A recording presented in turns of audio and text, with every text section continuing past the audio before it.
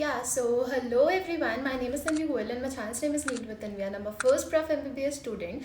तो बेसिकली आज के वीडियो के अंदर हम बात करने वाले हैं कि अभी जैसे नीट का एग्ज़ाम आने वाला है एंड देखो फिज़िक्स जो है ना वो लाइक मैक्सिमम बच्चों को मोस्ट डिफ़िकल्ट सब्जेक्ट लगता है। ठीक है, स्टार्टिंग में जब मैंने स्टार्टिंग में मतलब नया नया नीट के लिए पढ़ना स्टार्ट करा तो एक चीज़ तो मुझे क्लियर थी कि बायोलॉजी तो मोस्ट डिफ़िकल्ट नहीं है। ठीक है, एंड सब कहते हैं फिज़िक्स मोस्ट डिफ़िकल्ट है, तो मुझे भी लगता था कि फ़िज़िक्स ही होगी। बट जैसे जैसे चीज़ें प्रोसीड की एंड मैंने चीज़ों को समझना चाहा तो उस फेज़ में मुझे रियलाइज़ हुआ कि मेरे लिए मोस्ट डिफ़िकल्ट सब्जेक्ट फ़िज़िक्स नहीं है बल्कि केमिस्ट्री है। तो पहले आज के वीडियो के अंदर हम फिज़िक्स के बारे में बात करने वाले हैं कि आप फिज़िक्स के अंदर अपने स्कोर को कैसे इम्प्रूव कर सकते हो। ठीक है, तो मैं अगर बताऊँ तो मेरा फिज़िक्स में फर्स्ट अटेम्प्ट में स्कोर आया था 50 अप्रॉक्स। ठीक है, my score was 50 approx out of 180 and then my score was in my second attempt it was 165 plus. तो आज हम इसी जर्नी के बारे में बात करने वाले हैं कि कैसे लाइक 50 से 165 like more than triple fold मैंने अपने स्कोर को इंक्रीज़ करा।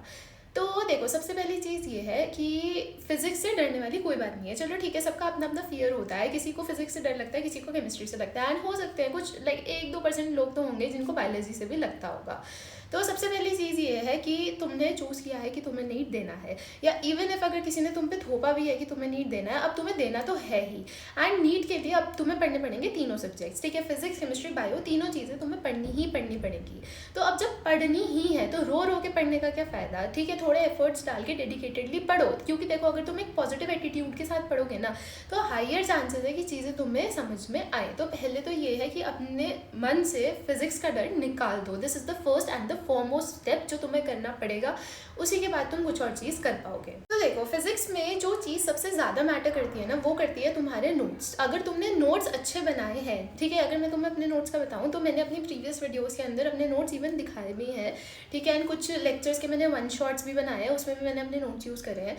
तो आई स्वेयर, ठीक है, मेरे नीट में फिजिक्स में जितने भी मार्क्स कटे थे ना वो मेरी खुद की सिली मिस्टेक्स की वजह से कटे थे। ऐसा नहीं था, ऐसी कोई भी एक सिंगल चीज़ नहीं थी जो मेरे नोट्स में ना हो। ठीक है, तो अगर मैं ये कह दूँ कि मेरे मार्क्स इसलिए कटे या मेरा क्वेश्चन इसलिए गलत हुआ क्योंकि मैंने वो कभी पढ़ा नहीं था, देखा नहीं था, तो ऐसा नहीं है।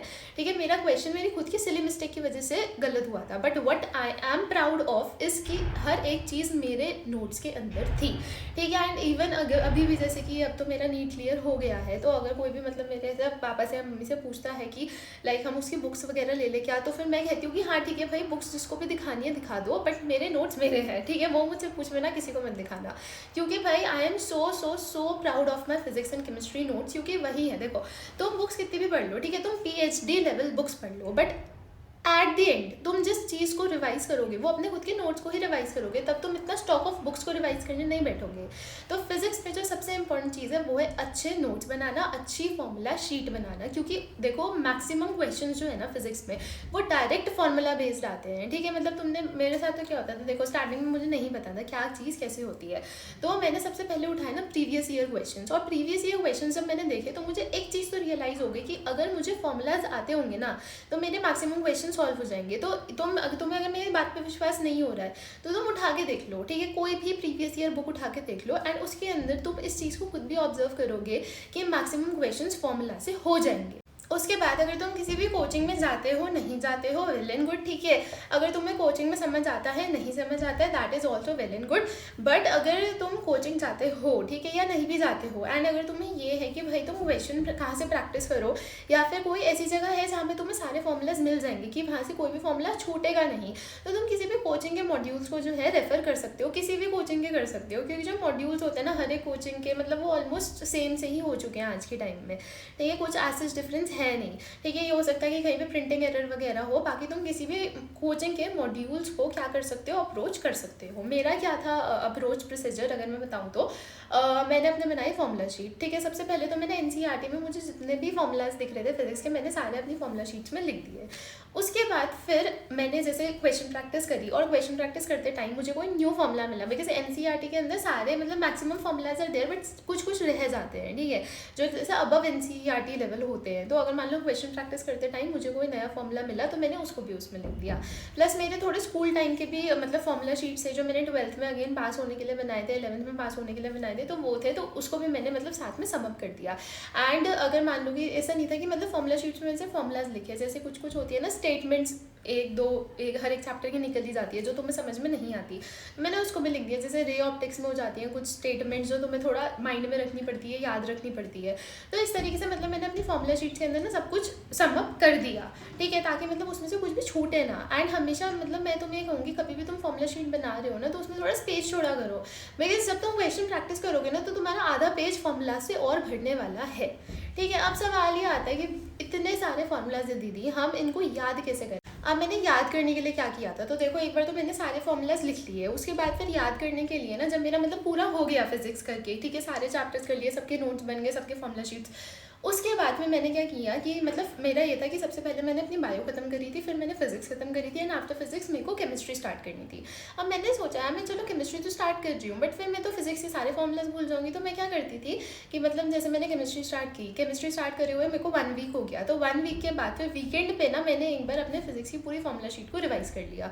तो ऐसे मैंने 2 से 3 बार अपनी फिजिक्स की फॉर्मूला शीट को कम्प्लीटली रिवाइज करा था, एंड उसके बाद ना वो मुझे याद हो गई थी, फिर मुझे कभी ज़रूरत नहीं पड़ी उसको दोबारा रिवाइज करने की। मतलब जब फुल सिलेबस रिवीजन करी थी तब करा था, बट मतलब फिर मेरे को मीनवाइल जब मैं केमिस्ट्री कर रही थी तब मुझे फिजिक्स की फॉर्मूला शीट को फिर दोबारा रिवाइज करने की ज़रूरत नहीं पड़ी।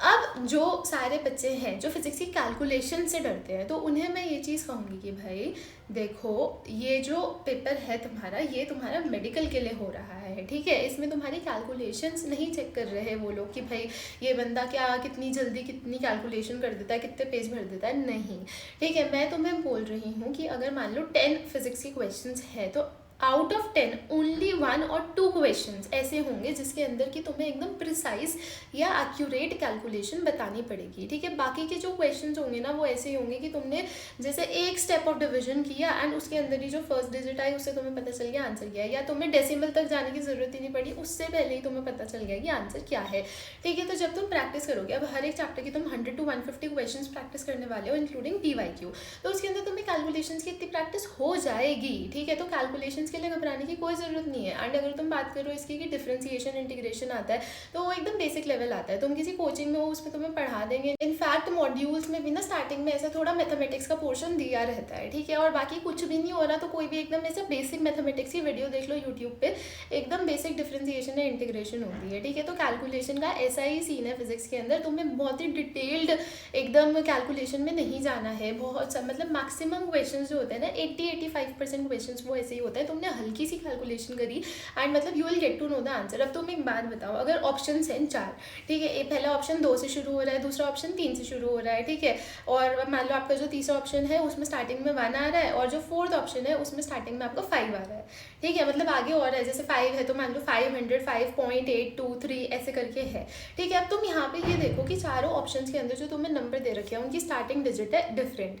अब तुमने अपना कैलकुलेशन किया, अब तुम्हें पूरी डिवीजन करने की जरूरत थोड़ी ना है। अब तुमने डिवीजन का फर्स्ट स्टेप किया, तुम्हारा मान लो आ रहा है 5, तो तुम्हें पता चल गया आंसर क्या है तुम्हारा ऑप्शन नंबर 4।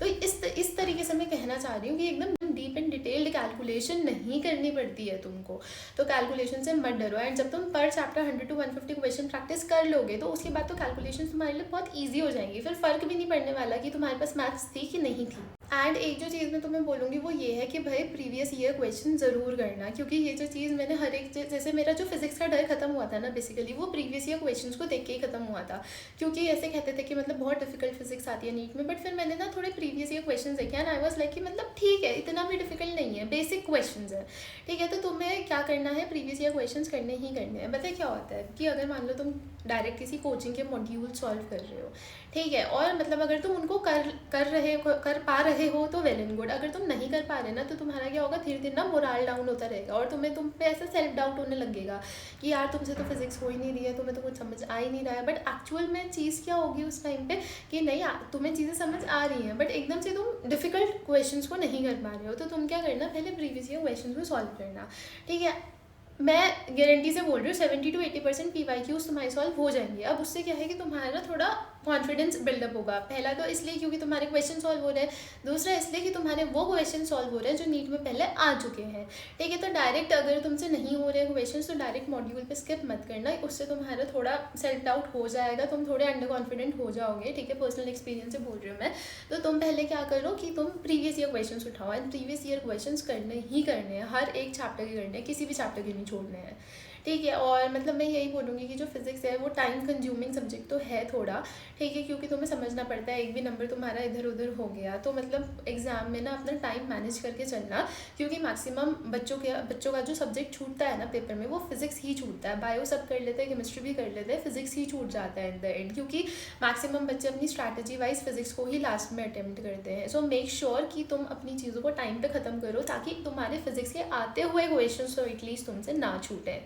ठीक है, बाकी तो मैं यही कहूँगी यार कि अपनी जो फॉर्मूला शीट है उसको अपना गुरु मंत्र मान लो फिजिक्स के लिए। एंड भाई सबसे पहले ना नीट की फिजिक्स का ना डर निकाल दो अपने माइंड से। तो ये चीज़ मैं कहूँगी। एंड स्टिल अगर तुम्हारे लाइक फिजिक्स को लेके कोई भी डाउट है तो तुम उसको कमेंट कर सकते हो, I will reply to it. ठीक है, एंड बाकी all the best to you all for your NEET exam. ठीक है, आई होप कि तुम सब लोगों का एग्ज़ाम जो है वैसे अच्छे मार्क्स के साथ क्लियर हो।